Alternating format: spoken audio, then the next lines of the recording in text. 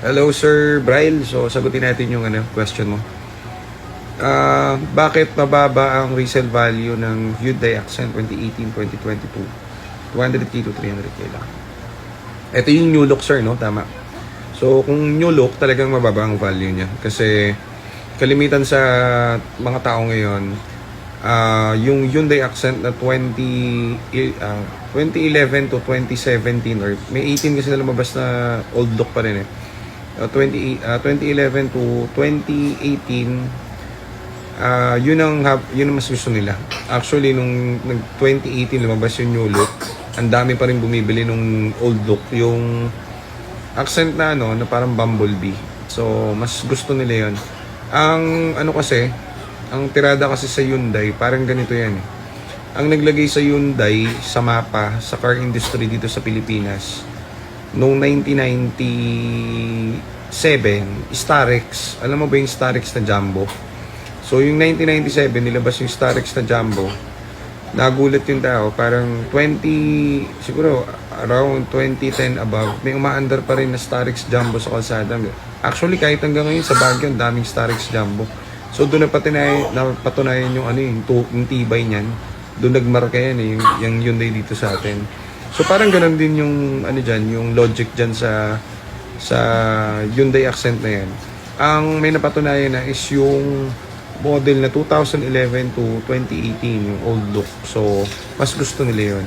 Pero kung titignan mo kasi yung nila, yung design nila, actually, mas gusto ko talaga yung old look kaysa doon sa new look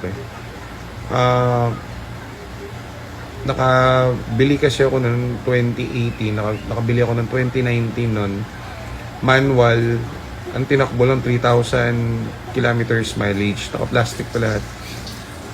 Kala ko nakamura ako, hindi pa ako ganun kabiyasa nun sa presyo. Nabili ko siya ng 430. Yun, parang 7 buwan ko yata binibenta yun kulang na lang mag-flyers ako sa kalye namin para mabili yun Binibenta ko ngayon parang 450 lang. Tapos wala nag-inquire, so di ko alam kung bakit. Mura yun. Kasi parang ang brand yun parang nasa 600 to 620, mga ganun. Tingin ko ganun. Wala bibili, ang hirap ibenta. So nung nagkaroon ako nun, parang hindi na ako umulit. Kahit may mga offer sa akin na matic na ganyan, hindi na ako umulit.